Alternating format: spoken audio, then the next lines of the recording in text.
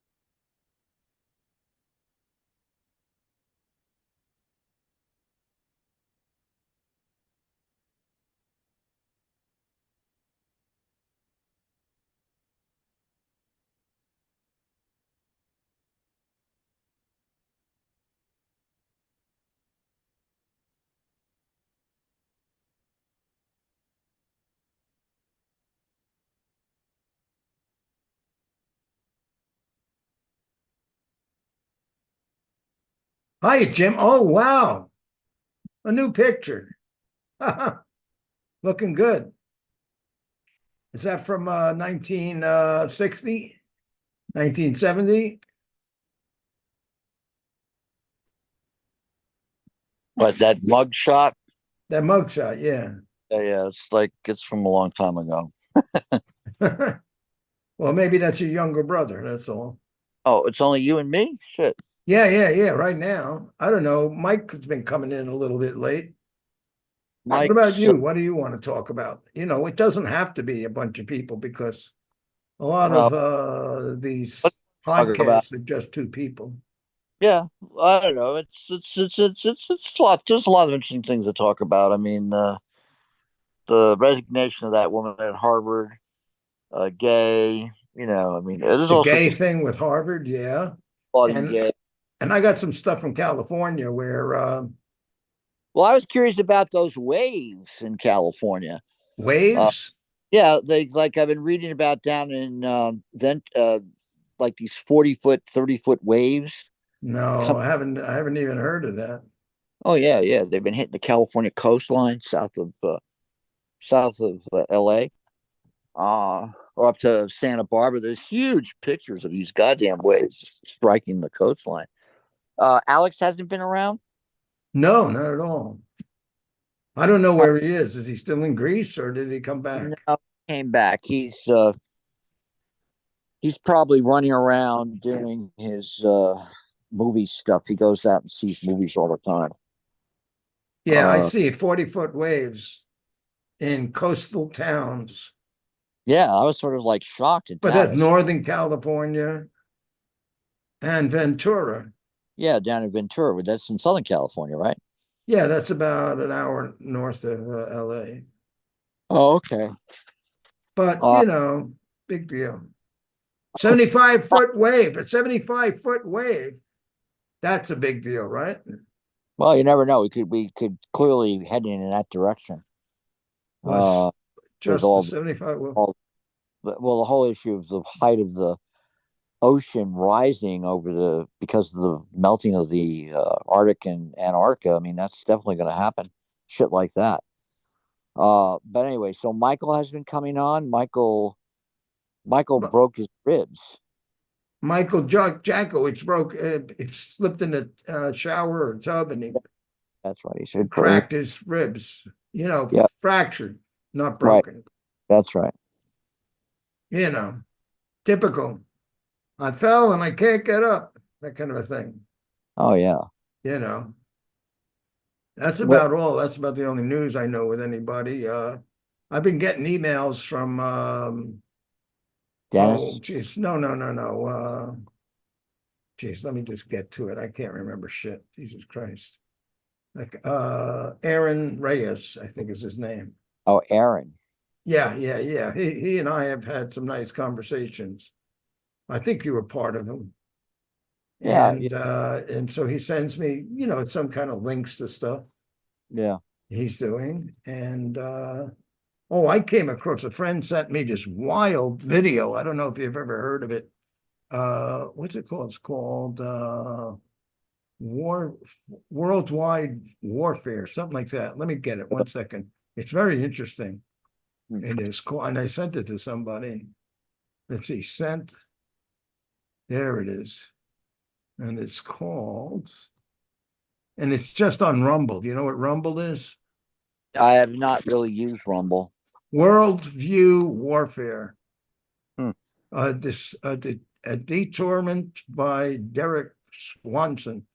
It doesn't have that many views yet, but I don't know. It's really a collection of old stuff, but it's very interesting videos and Hmm. conspiracy theories, 9/11, chemtrails, all kinds of stuff, aliens, just up and down, all kinds of stuff. Oh, and the one that I get interested in is this island in the Maui fire. And everybody's saying like, Yeah. oh, don't be silly. They explain what happened. But there's evidence when you watch the video, and it looks very suspicious. You know, there's cars that were sitting and they were vaporized almost. where the aluminum melted, and nothing around them was burned. Nothing within, like as soon as you went 20 feet away, or maybe 30 feet away on either side, no damage.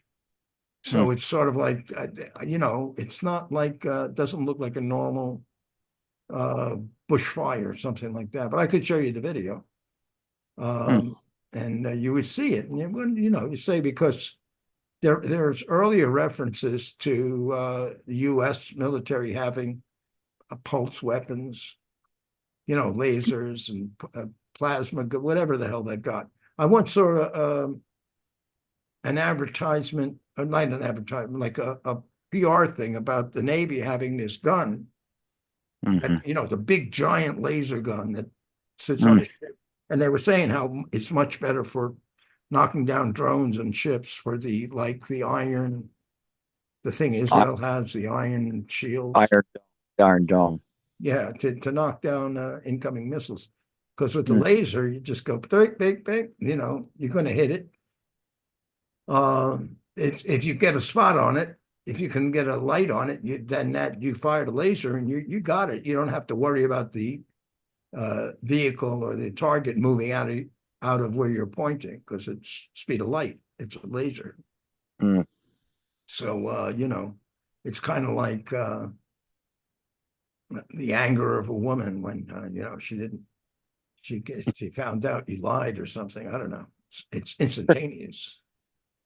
So how's Gail, by the way? She's still in Italy? No, she's back. She wasn't ill. She didn't go through an illness, right? She's okay. Had problems physically. She has Crohn's disease. Oh. That'll fuck her up big time. Yeah. And then, she had the landlord is the building she lives in is an old pre-war building, and the infrastructure in the building is, it's like almost 100 years old, so it's deteriorating.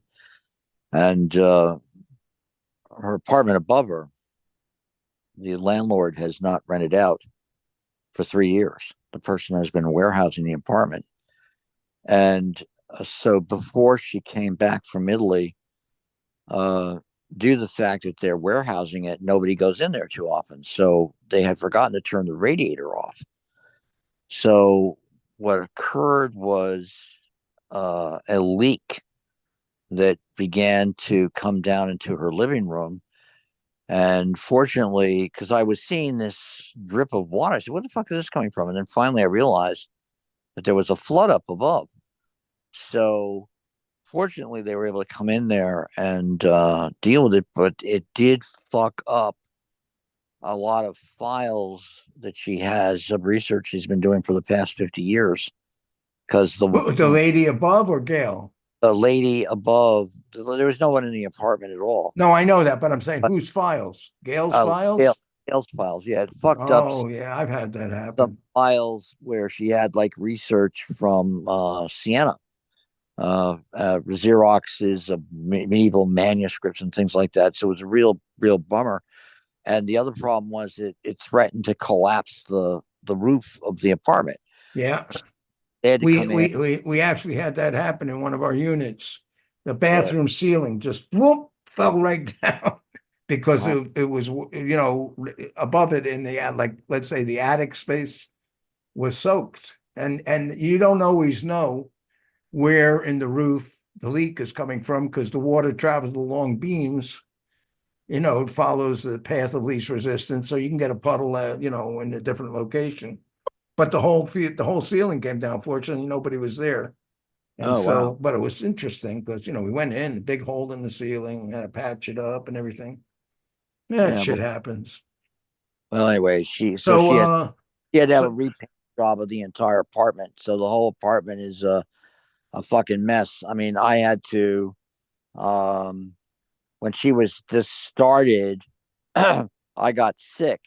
So I wasn't able to really go up there and help her. But then after Christmas, I went in there and started to move stuff around. But still, she's got, even though the living room is all looks very good now. The Spaniard wasn't that good; he was sort of sloppy, but it's better than it was. So anyway, that's been a big hassle. She's been having to deal with that problem now for the past month actually, since she came back in late November. She came back in late November. She came back after Thanksgiving, so it's Huh? been really nuts. Well, Deal. I'm just curious. I mean, I would ask her, but what did she prefer? I mean, because she just came back. So she felt good to get home, or she felt bad about leaving Siena? Like, she likes Italy. She She likes Siena. Yeah, she likes Siena. Yeah, because she's been going back and forth there for 50 years. Uh-huh. So knows people. She's friends with people.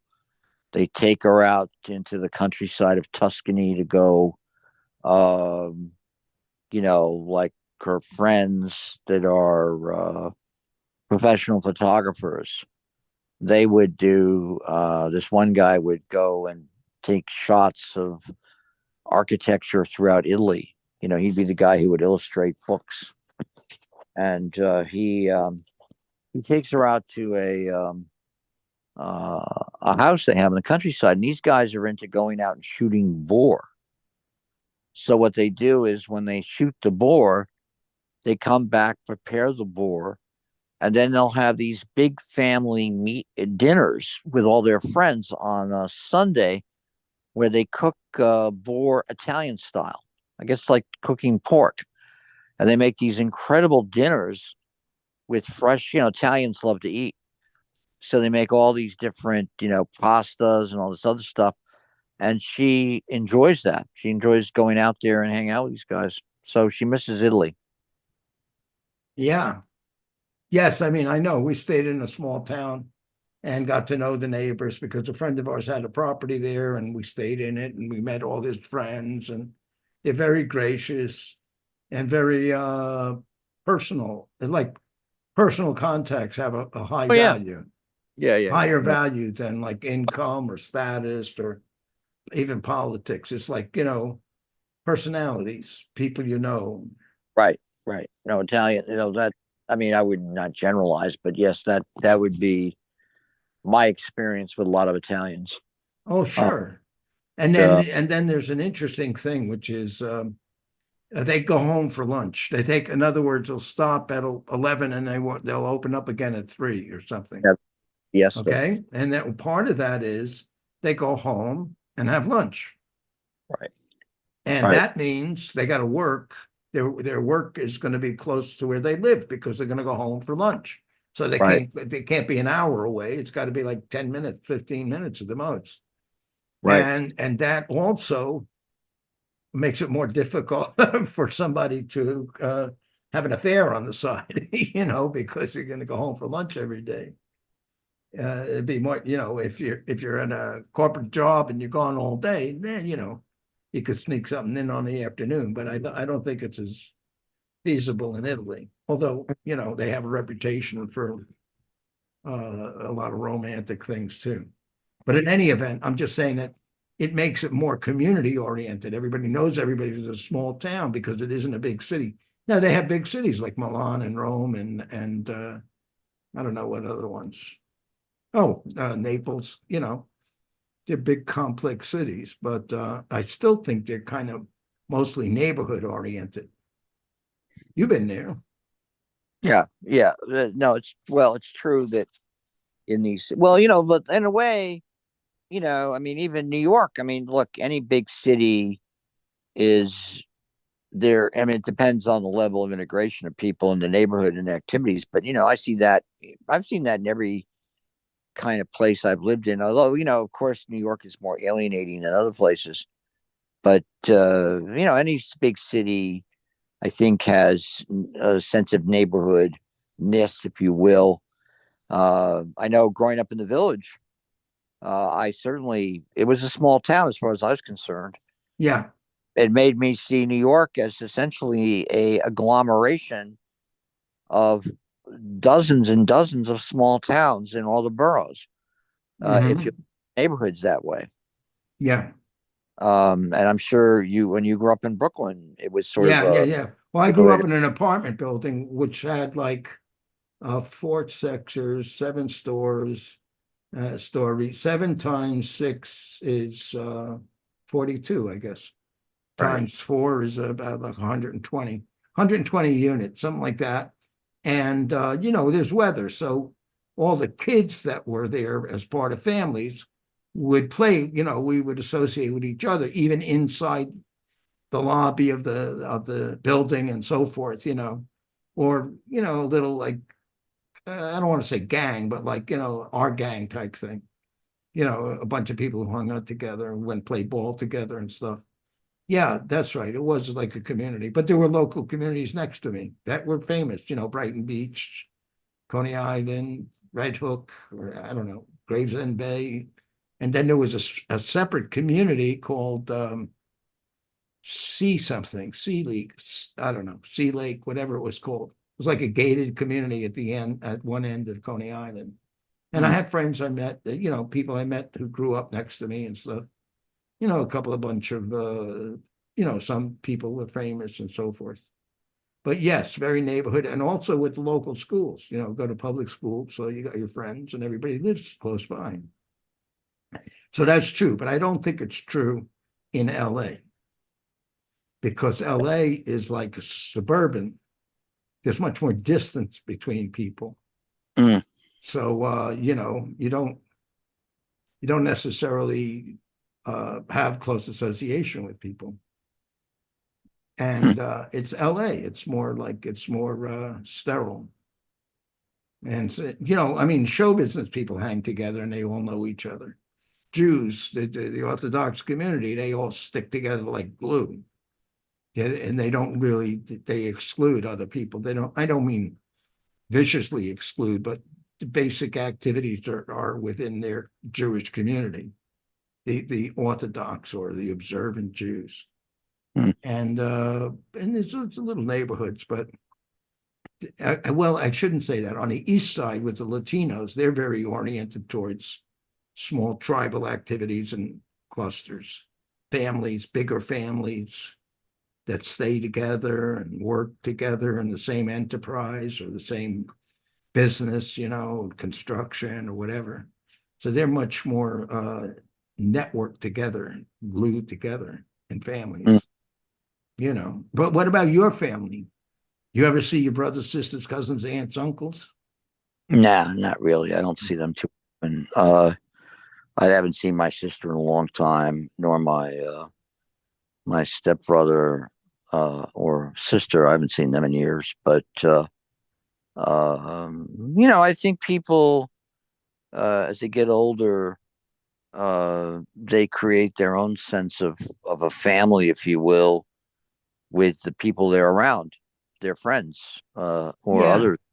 I mean, because at that point, you might have people who've been married for a long time. I mean, there's a person, his wife just died 2 years ago, so he's pretty distraught. He's sort of gotten over it, but he's still, I'm sure, it's a very big hole in his life emotionally. Um, and you sort of construct your own sense of family with people who you're close to. I mean, I see that as something I've always found, part of my life ever since the 70s. So, because, there's a certain point of sense where, I really don't really have much interaction with my blood family for a long time, many years. yeah. So, But so I you don't, have association with the people you're spending your activities with, whether it's yeah, yeah. I mean, volunteer or for money. It's the people you work with or the oh, people yeah, you participate with. I have my son. So that's certainly, Oh, I I mean, didn't know that. You have a son. yeah, sure, I have a son. And, so I have him, but, and we live together. But, Oh, but yeah, so I deal with him a lot, but that's sort of a crazy love hate relationship. yeah.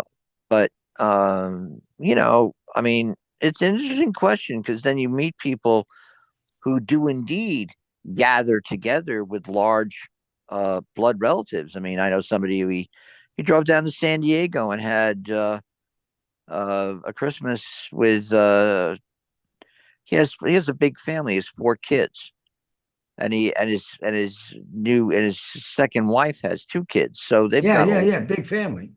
yeah, I they got don't a lot. have that. I don't have that. I have two kids. One doesn't talk to us. The other one's not married. No, no grandkids. But I have Right. cousins who have like football teams, you know. They had Yeah. four kids and the kids had four kids, and there you go. Yeah, Yeah. So I know groups like that, but they're not the ones, but those, oh, I have one whatever, different families. So the groups we hang out with are ex-Scientologists, people associated with Pacifica, some Right. show business people, and some real estate people, maybe some computer people that I know, and just different. Oh, and art people I know from going to art galleries. So we have, like, we just had one. We had a holiday party, about 50 people, and we try to pull them from these different groups and get them into touch with each other. Like, here's somebody you don't know, but it's interesting to talk to them. Here's a guy who's a doctor and an activist, and he works in a hospice, and he's trying to help Pacifica. And what do? You're a computer, uh, you know, thing, and this guy's an editor. And get them, mixed, not like one click. And oh, here's a Scientologist. Listen how crazy this sounds. So you get them. But the point being, we have to work on creating that integrated culture of people who know each other. And everybody had a great time because there hasn't been enough gatherings since the pandemic. Yeah. So Yeah. this was like, oh my God, here we are, 50 people in a room, and Well, strangers, well, no that will see that. masks. Again, when my mother was alive, in Northern California, I don't know. It's funny, because I would initiate those kind of gatherings, and I would consciously do that. I've done that in different times of my life. I like to do that, but I don't really care if it's not reciprocated, because sometimes when I was younger, I would organize huge parties. I mean, like I'm talking about 200 people, 150 people, Yeah, and really plan them and implement. I enjoyed that. I have fun doing that. right, So, and I would not necessarily expect, oh, well, although a couple of years in a row it triggered, oh, I'm going to do a party like that, Jim. And then like people would have like parties for the next 6 or 7 or 8 months every wow, once in a while. But it's sort of like, who you gather around, that's why I've never ever not been hesitant to go socialize with people, because some people are not really willing to do that. I enjoy that. I enjoy going into new situations and meeting new people. I find that very refreshing and enjoyable. But not everybody likes that. Some people don't like to do that. Now, well, you got those guys who meet in the luncheonette every I Thursday. those guys, they hang out. Those guys been hanging out for years. I mean, Years, right? that's been going on for years, and I don't necessarily want to go hang out with a bunch of crotchety males on a Thursday night. Right. That's not my idea of fun. I mean, once in a blue moon, I'll go hang out there, and then I'll just, act totally outrageous with those guys and sit there because I know, I mean, I know all of them for years, so it's sort of fun, but it's not something I don't consciously seek that. But it's an interesting question. What do people find that is important to do that gets them out of their individual lives or senses of loneliness or senses of isolation? And I never really feel that. I mean, I don't, isolation, loneliness. Um, I like to be alone sometimes. I have no problem with that. I have Yeah. some I can do. I mean, whenever I hear people get upset about being alone, I always find that difficult to handle, even though I'm try to be empathetic to somebody who's very upset about that. But I've never had a problem. I can do this, I can do that. So if I'm not in a group a group situation, I'm fine with just sitting there hanging out and reading for a couple of days myself. Right. You know, But, so yeah, but me, that's me. I don't generalize about me to other people. right. That's how I like to do it. But if somebody else doesn't like that kind of behavior, they do not feel comfortable like that. Yeah, I'm going to be very empathetic to that. Well, You you know, can, you can be stuck with somebody and then, they just drive you crazy.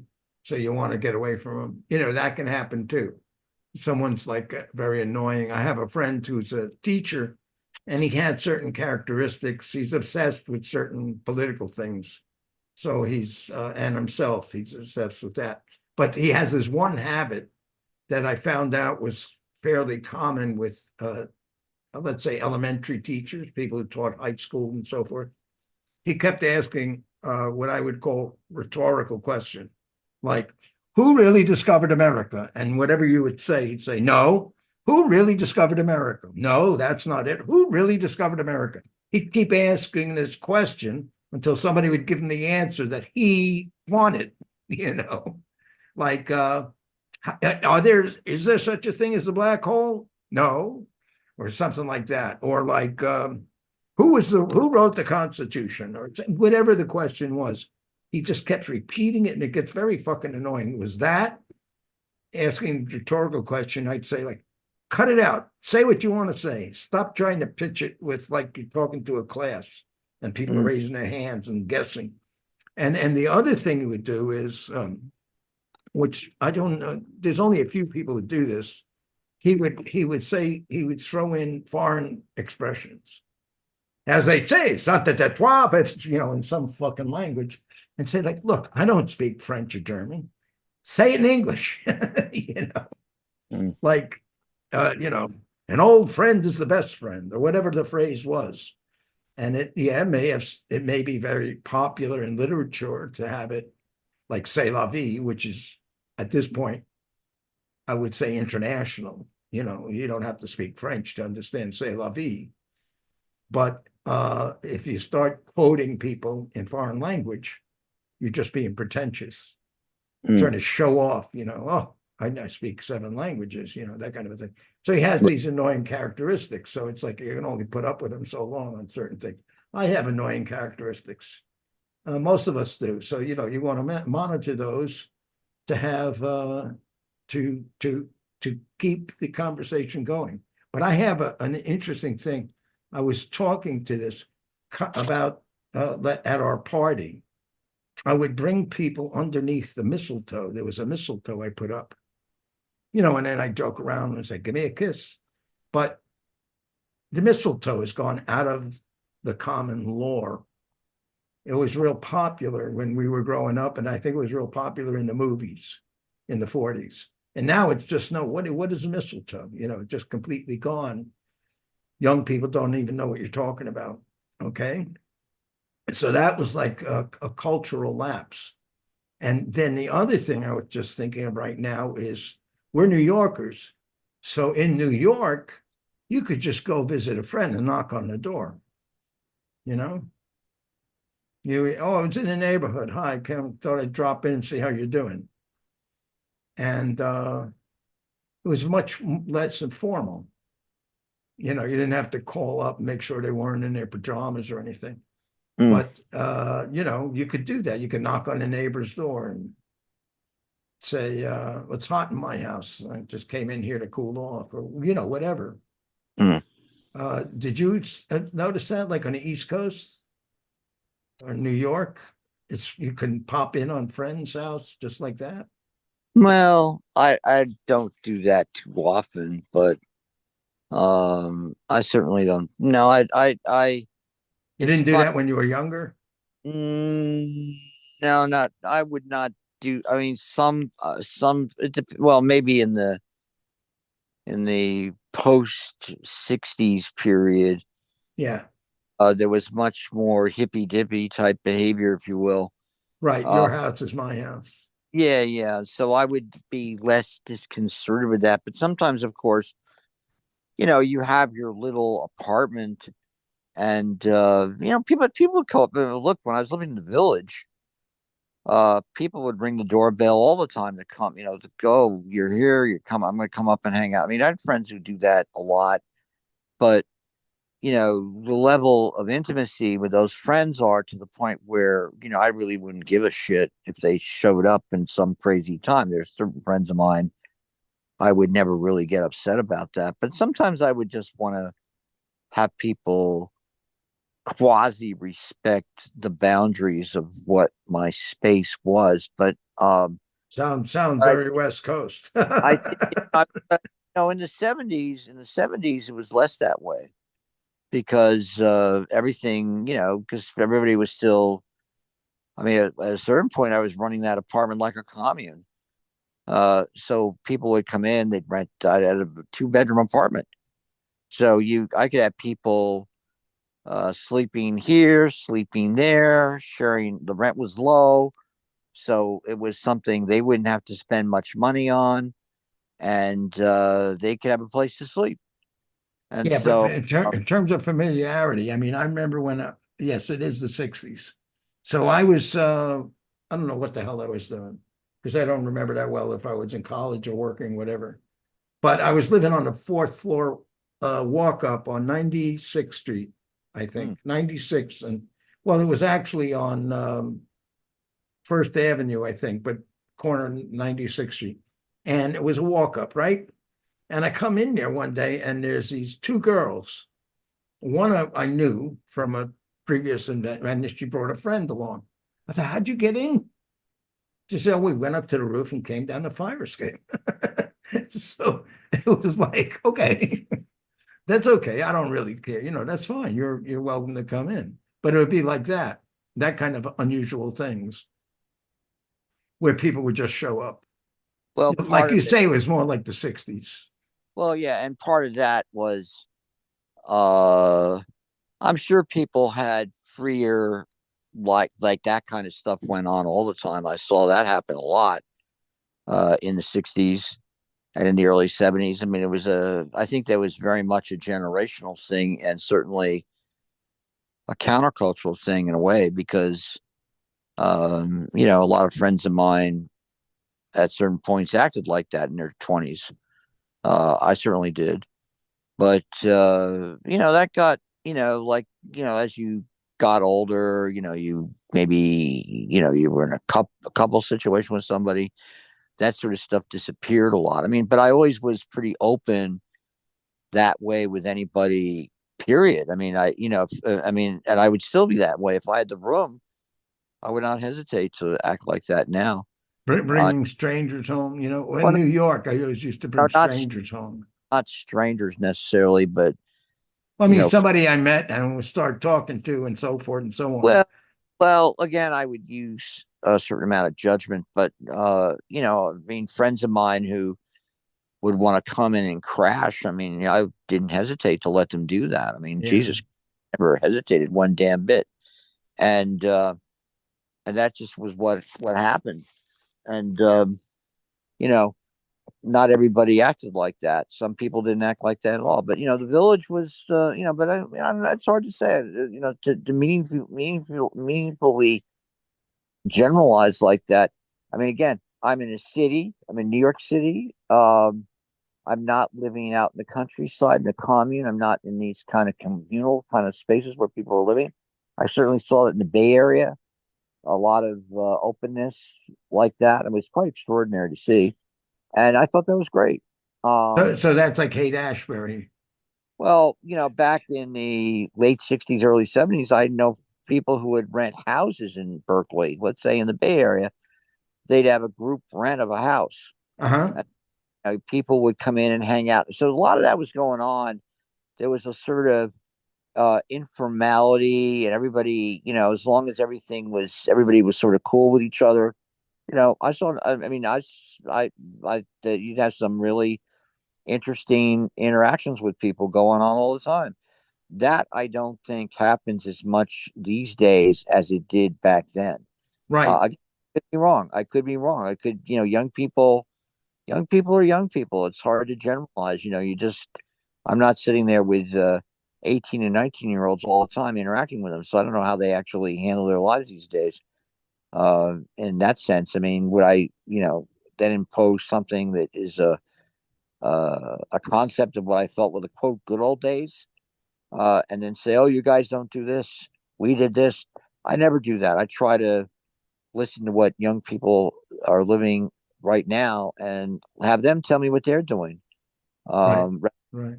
there, and create some nostalgic fantasy of what occurred 50 years ago, which in a way, I mean, it was a lot of bullshit back then, and a lot of people are unwilling. Sometimes some people are unwilling to deal with that. I don't know. I'm not. That's not fair. I'd say by now, at this point, with people in their 70s, people, I think, uh, hell, people in their 80s who were in the 60s, people look at it a lot differently than they did, let's say, in 30, 40, 50 years ago. I mean, that's for sure. Yeah, things have changed, right. There's been a basic gradation, a gradual conversion of the society. I heard a guy in the podcast come up with a very, very interesting analogy of basically, just not to be mysterious about it.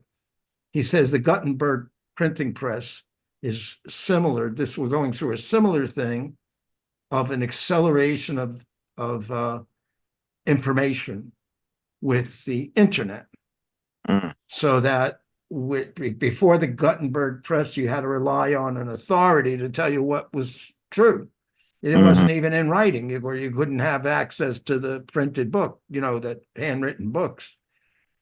And with the Gutenberg press, I guess one of the first things he did was a Bible, so then everybody could read the Bible, and then went on with other books and other philosophers and mathematicians Right. and so forth. And it's allowed information. It was like an avalanche in essence. Yeah. Not rapid like that rapid, but over historically, it's like an It was, avalanche. it, And it the was, same thing now with the yeah, internet, yeah. which initially, when the internet first started and everything, people used to say, "Oh, this is wonderful." Why? Because the best, smartest people can now be distributed all over the world. The smartest guys at Harvard, we can listen to their lectures and they'll tell us everything because they're the authorities. So that a lot of people looked at it as a way to funnel from top down more flow of information through the internet. But what happened was, and I'll never forget the first my son was playing a game with somebody in New York, and I think it was around 9/11 or something. And he was talking to people about what's happening in New York, or maybe it was some other event. And I said, Mm. "You're actually talking to people in New York?" "Yeah, and it's this and that, and the videos and everything." So it created a peer-to-peer Mm. method of communication where everybody can talk to anybody, can talk to everybody, and everybody can talk to anybody. So Right. it undercut the authority. So you don't have to depend upon an authority. You can search through the internet if you want to take the time to discover yourself Mm. what are the what's the historical information, what's the statistics, what are the Mm. other ideas, who, what, when, what does it look like, where is it, Mm. what country has the biggest buildings, whatever the concept is. You're no longer bound to a top and a hierarchy of intelligence and Mm. authority. So, but I think it was interesting of the consequences of the Gutenberg Bible on history and the consequences of the internet and going along with that, the devices, the smartphone, etc., and how that changes society and the legitimacy of authorities and their ability to influence and control society, Mm. and the ability for factions to more easily organize, like I guess you could say a classic one, which we don't really talk about anymore, was the Arab Spring. Isn't that what it Mm. was called, right? The Arab Spring. Right. And, so there was like a movement which apparently was just formulated by nobodies, not, I mean, not authorities or the heads of organizations, but just the new leaders. Right. Well, they use social media, Facebook in particular, quite effectively to organize themselves. Yeah. And that is something that, of course, governments now are very conscious of control. Trying to control. Yeah, they're not. Look, the whole thing with the internet was when it first started to explode. Uh, I remember a friend of mine was on ARPANET back in the late 70s. What did you call it? Arnet? ARPANET, ARPANET, ARPANET? Never heard of that one. ARPA. Okay, okay, okay. That was done. That was when they were experimenting with how to set up a communication system if a nuclear war occurred. So that was where there was impetus to set up a digital form of communication if, in fact, everything else is destroyed by nuclear war. So ARPANET was the Army Research Project Agency. That was the early part of the internet. And I sort of looked at it with, great skepticism. But this person was like, I remember he showed it to me like in 1982, 81 or something like that. And I said, what's the big deal? And, so little did I know. And then when it started to mushroom in the early 90s, it took me a while to really understand what was going on. And then I uh, was very lucky to have somebody who was a very good teacher. He liked to teach and he taught me how to use it, which was extraordinary. I was still relatively ignorant about how to use it. It wasn't until, I'd say about the early to mid 90s that I began to really understand its power. And then it was like, holy cow. But then I was sort of bought into the whole notion that it was this, along the lines of what you said, this great democratizing tool. Now, it is a great democratizing tool. There's no doubt about it. Yeah. But, you now have a more sophisticated view about the downsides of Well, what it. that's yeah, yeah, but it's sort of like a steak knife. You can use a steak knife to perform an operation that'll save someone's life, or you can stick it in your ear and kill yourself. Right, right, You right, right, know. right, right. Well, and also, but also, look at the to me, what is, let's look at the medium that you and I are Talking about, right, familiar like with. Well, podcasts. radio. Well, let's say with radio. Now, radio is to me a an important form of communication, but a form of communication that is increasingly eclipsed by the growth of the digital information mediums that have gone on and evolved for the past 50 years, 60 years. Yeah. And one of the problems you have with these stations is that they just have not integrated themselves in this new technology in any creative way. They should have been leading and innovating in terms of figuring out how to synthesize all these new forms. Instead, they are sort of back in the dinosaur brontosaurus age when it comes to this.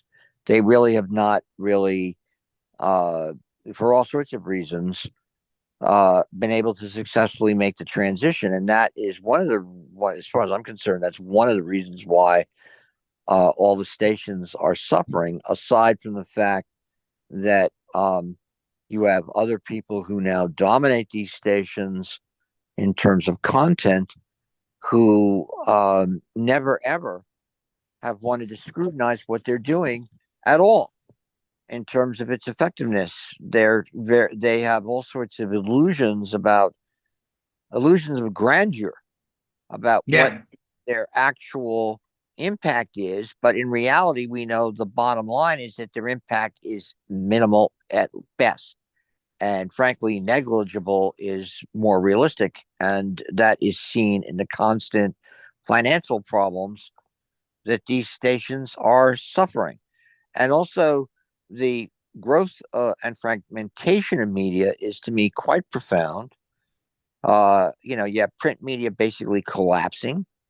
You have the all the different forms of social and digital media growing and filling in all these gaps that and also have pernicious effects because people given their skepticism about mainstream media, and I'm not somebody who, would approach the mainstream media as what they say is the honest to God's truth, because I don't feel that way. But again, one of my jump off points is indeed like listening to, a mainstream media show. Like I was looking recently at Ari Melber, and he's Who? list Ari Melber, who does a show on MSNBC, and he was basically crediting the staff that supports that show. And here you've got a one man show. Now, how many people actually working in support of him directly? I don't know. But I counted 67 people. The acknowledge. Now, does Ari Melber need a staff of 67 producers? No. I'm sure he has maybe 5 or 10. Who knows how many actually work with him? But he has a team. And he also has a pool of technical talent. And, you compare the kind of situations that we're acquainted with, where there's frankly, only one uh, medium in Pacifica that has that kind of robust support, and that is Democracy Now! All the other stations, relatively speaking, have few paid staff, except maybe Berkeley. And they certainly don't have any paid staff in the sense of what used to exist in these stations maybe 30 years ago. So that's a real problem in terms of them actually, being able to attract anybody willing to listen to them. And they're not willing to question their content. That to me is the big, big problem. When doing like one of the things I've been doing lately, Ken, is shows. I've been on the air a lot. Oh, you And are? You're back on oh the yeah, air on yeah, BAI? yeah. And When like is it? it What day of the week? yesterday morning at 7 o'clock. It's called Oh, that's What's pretty good. That's drive time. I don't know if there's Yeah. still people driving, but Well, yeah.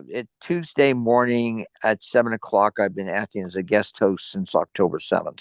what's the name of the show? It's called What's Going On. It's the morning strip show of the station, and Hmm. one of the days. And it's a lot. It's just to do one day is more. First of all, an hour goes by really quickly, Of and, course. and you can't really do much in an hour because you just don't have the time. Although you can get a lot done, but you can't do the kind of things that we could do with these podcasts, for example. Um, I don't know how many people are listening. Maybe between 5 to 10,000. Who knows? That Really? That's pretty good. well, but I don't. But again, I don't know what the actual numbers are because we don't get the Nielsen's. Oh, all I right. look at the stats and figure it out. It might be I don't know, 2 to 3,000, 4,000, and it's certainly not as much as it should be for a morning show slot because we precede Democracy Now! Well, let me ask you a question. Do you know what percentage of your audience is listening via the internet and which is listening on what do you Yeah, call it? What is it called?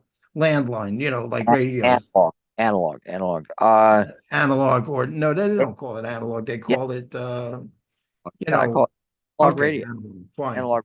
Uh, So how much is yeah, listening yeah. over But the air and how much is listening I over haven't, the looked, internet? I haven't looked at those statistics. I can look at them and then I can figure out how many people I could. Yeah, it's Because usually no, because the reason I'm bringing it up is mm, if you have supports, do you have a producer or an assistant?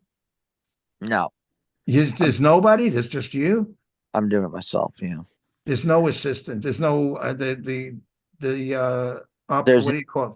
there's an engineer. An There's a engineer, right? yeah, But it's uh, very good. bec- because if you had an assistant, you could do a survey. So I wanted Now, to. Oh, we have a guy on named. I mentioned him to you before. I don't know how many stations he's on. Probably on DC. He has a Saturday show, and yeah. Earl Afari Hutchinson, Oh, that guy. Yeah. and he can do surveys. So because he's broadcasting it uh at the same time on Facebook. Right. Okay.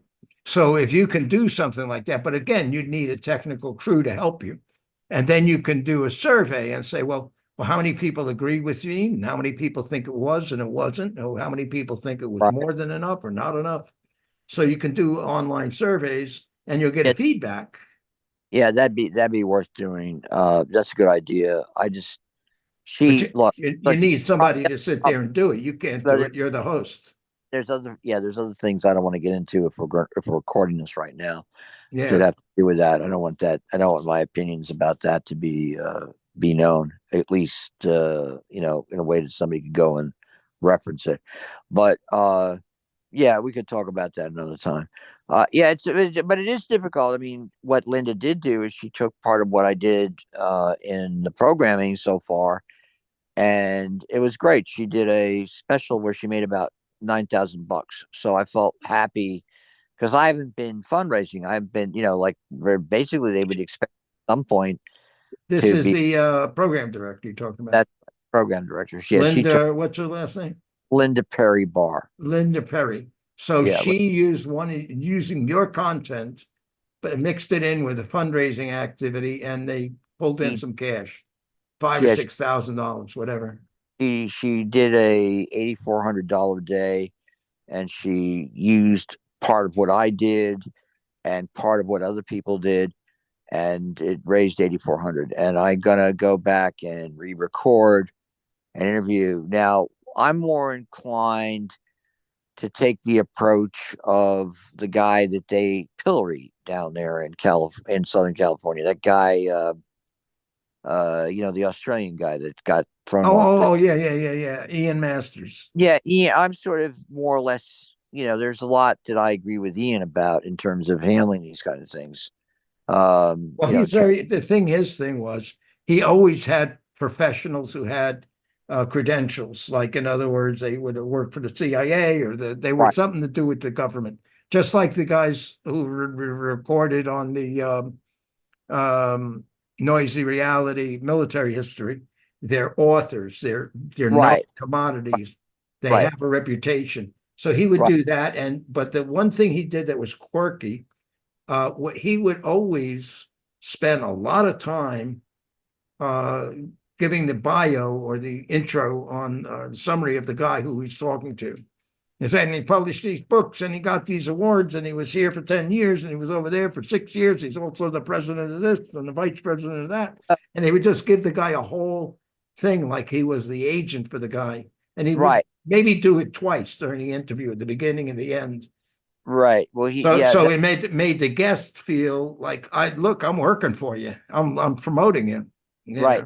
know, That's part what you have to do. You have to sort of, smear the guy smear the you're. guy. Yeah, you got to catch it. You don't want to Yeah, attack him, right?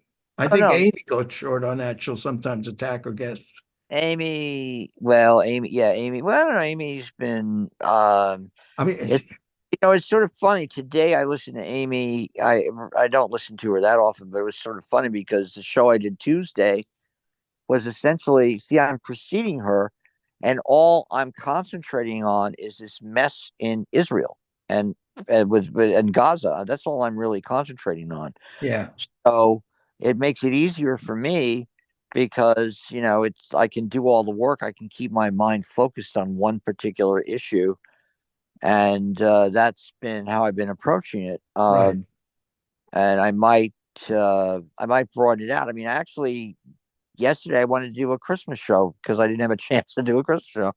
I had uh, a, a very good rendition of A Christmas Carol with Lionel Barrymore playing the Scrooge, and I sort of was in the mood to do that. But then I said, fuck it, like maybe I'll do that in March, and I'll say to them, look, let's just listen to this. And the reason I'll play the Christmas Carol again is because that's sort of a everlasting message for people to think about. It does, so what? It's set on Christmas, but that's Dickens. And by the way, Dickens quotes Malthus. You always like to quote Malthus, Malthusian attitudes. And Dickens. Dickens actually attacked Malthus in A Christmas Carol. He Oh, has really? yeah, oh, yeah, he's a Scrooge. Yeah, Scrooge sounds just like you. He talks about, oh well, like So many people in the world. exactly, too many people in the world. And there's actual in the beginning of when he comes in and those guys in the beginning of A Christmas Carol, they ask him for money and he chases them out of the store. He actually uses he makes those kind of comments, so it's sort of funny. But anyway, so it's sort of interesting to do that, and I can see how hard it is to raise money. Absolutely, very hard. I Yeah, don't. It's been worthwhile to actually do it because it's been a humbling process. I mean, like Linda actually had to sit there and take control of the situation and turn some of the product I did into something and she just raised money the entire day. She did a good job. So I'm happy to help her like that. But I told Bertolt, I said, look, I don't really give a shit. If you have to take me off the air, I don't care because the question is, you know, you need audience, you need shows that raise money. And so I'd be a total hypocrite if I've spent all these years criticizing all these other people. And then, what do I want to do? All I want to do is stay on the air. Fuck that. Like the most important thing to me is to preserve this signal and make it work. And tomorrow I have to give a report to the national board, and I'm just debating how to write it. But I'm just saying, look, how can you have a strategic plan when everything we're having to do all the time is focused in on immediate survival all the time? And the wider questions of how to get out of this mess are things that none of you address. You don't want to address it because it's something that's too overwhelming for you to think about. And objectively speaking, it would mean that you'd have to throw most of the current content off the air because it's not working. And it's just as simple as that. And you can yeah, justify it any way you want, but the ultimate conclusion is that most of it has to go or has to be sent into the HD channel, wherever the hell you want to send it. And you got to concentrate on the analog with programming that people actually want to hear. right. And it And doesn't matter who produced it if it's yeah, already produced. yeah, So and, and if it's if let the basic example of that in Pacifica is Alan Watts. He's done. He's been dead for 50 years, but they got his lectures and they right, play his lectures, and it pulls a certain audience. right, So, right, but I'm just saying right, it's pre-recorded. It isn't topical. It's evergreen. He's talking about philosophy, right, and but there is an audience for it. I'm not saying you can go right, with him 24/7, but it's like that. So if you have a show produced by a college or something, and it's good and it's popular, or you can get your hands on it and you can broadcast it financially, and there's not a big overhead, right. then you just got to give it to the people what they want to see. Now, that is the somewhere aligned, somewhere in your universe. It doesn't have to be on point exactly in agreement with everything you think, but you want right, it to be somewhere in your universe. Or if it's outside your universe, let's say it's Mussolini, then you say, okay, so here's Mussolini's, this is what he said and why he was such a great man. And then they follow that up with a critique. Get away with it like that. But you have to have something that's consumable and what it's the general word now is sexy, but it's like compelling. It's curious. People want to hear it. They want to listen. right, and the and one of the other problems with Pacifica is why should a young person bother dealing with all the bullshit?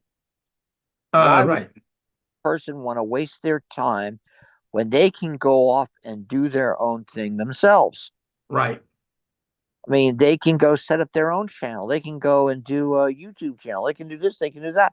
They don't have Well, to put I bullshit. If it's a was thinking when you were talking about this, having the show on Thursday morning, you have one very positive factor there as I don't know what the word, like, what's the word? A bait, like bait. You can draw in audio personnel, people to interview because they're going to be on the air in New York City. yeah, So that two. has some kind of a lore. Well, somebody Yeah, could say, yeah, I could be in a podcast and 40,000 people might listen to me, but I want to be on the air in New York City and I can use that as a credit. I was on the air, I was on the Right. show with Jim Dingman. Well, no, you're right. It's a very, it's because it's a morning show. See, the other thing that kills me. Well, listen, you can listen to what I'm doing and you can critique it. They're, like I'm consciously telling people in their cars to listen in because most of the people in New York, I think it's also true in Los Angeles and at KPFK. Most of them do not listen to the station when they're driving their car. And I remember I saw a survey of listenership in Los Angeles at KPFK, which is car land par excellence in America. And I think the majority of the people were listening to their radios at home. So I said to myself, that is heavy shit, because that says to me that the drive time audience just ain't there. They're not listening to the stations. And When I was glued to the station during the Contragate hearings, the thing with Oliver North, was yes, that his name? sure. Is that his name, Oliver North? Yeah, Oliver North. Yeah. So, and the commentator was a guy from KPFA. Yeah, that was Bensky. What? Larry Bensky. That's right, Bensky. So, and it was like I was just glued to it. In fact, by the time I got to work, I would sit in the parking, waiting till it came, waiting till before I went into work. I got there, I'm in the parking lot. I'd sit there and I'm not gonna leave the car until they finish it. Because in other words, it was like it wasn't a portrayal, it wasn't a presentation about a murder. This was the murder, the hearings itself.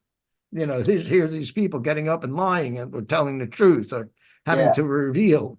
And it would have been a similar thing if there were hearings about Abu Ghraib. So it had enough sensationalism in it to be relevant. Well, Bensky did a pretty good job. Yeah, he was pretty good, right? So I think you will get audience listening if they're talking about, well, LA is burning down or there's riots in LA, right? Let's say during the riot, you could be glued to the radio to hear. They can't do that anymore because, you listen to MSNBC.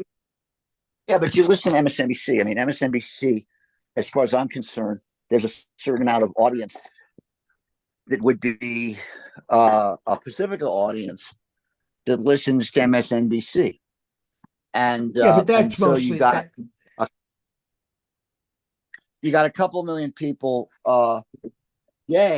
who are listening to MSNBC, like Maddow. Maddow gets about, I think she has the largest audience at MSNBC.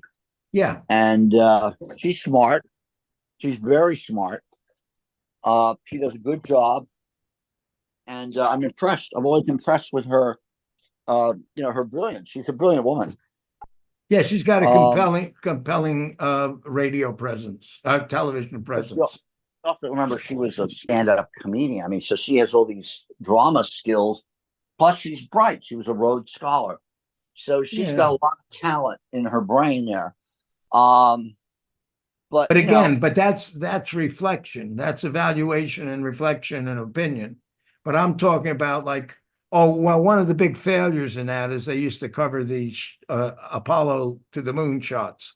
Right. And it was like, when they're sitting there talking, they start about an hour before the takeoff and they run out of things to say and you're waiting for it. And there goes the ship and there it's going and there it goes and we're following the ship. Or like when they covered the OJ race, a lot of people, they watched it on TV. Now, this isn't the radio.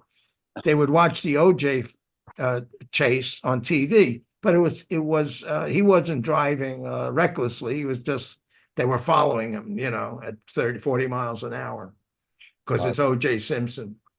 And but that kind of live coverage, sometimes television news shows fall for that. And for certain times, they would cover any kind of a chase where they had a helicopter following the cars. And they did it, and they'd interrupt regular programming. So I'm just saying that, the hearings for the members of the to join the Supreme Court, that's that's contentious. That's something that I think you can get people to listen to while they're driving in the cars. When like that woman, Casey or Brown, Jackson, whatever her name was, or Gorsuch, not Gorsuch, whatever, these different Republicans who got in office, or the one black woman who got just recently. So when you hear the Senate hearings approving her, that could be topical, right? That's like Right. What was Anita Thomas? The thing with Clarence Right. Thomas hearing, and the Right. woman who accused him of putting pubic hair on his Coca-Cola or something. Anita Hill. Anita Hill, there you go. So that's drama. Right. But it's current drama. It's not a recreation. It's not an opinion. It's not somebody else bloviating about it. It's what did Anita Hill say? What did the judge say? What did the lawyer say? That's possible. I don't know. But again, getting back to the thing. So do you find that you have, it's easier for you to get, I don't know, I use the word talent, but interesting guests because you're broadcasting live on in New York? Absolutely. Absolutely. Have you been able to get any city borough presidents? Actually, the first time I didn't do anything, yesterday was the first time I did something without any guests. Normally I'll have guests on, so I let them do the work. But you can get, and certainly you can get people who want to promote their cause. Let's say like a Muslim. I can get authors. I can get authors easily. Oh, that too. The books. Yeah. So that's what I'm going to do. All right, listen, Kenny, I got to go to sleep. So okay, I'm going to let you go to sleep. But this was an interesting conversation. I'm glad we had it. And I'll respect your. That's it. We'll end it right now. All right, you have a good day, man. Take it easy, man. Okay. Bye-bye, Jim. Okay, and that's the end of this show. And this is Going Viral. It's the first show of 2024. And today's date is January 3rd, 2024. I have to remember that when I sign checks. And we're in a new year. And we spent the whole day, the whole episode here, interviewing Jim Dingman, who's really the person who established this blog of Going Viral. And he's in New York. And now he has a show on on WBAI, 7 a.m. on the New York Times, 7 a.m. on WBAI on Thursday mornings. Try to listen in if you can. Okay, thanks, and I'll see you next time. Adios.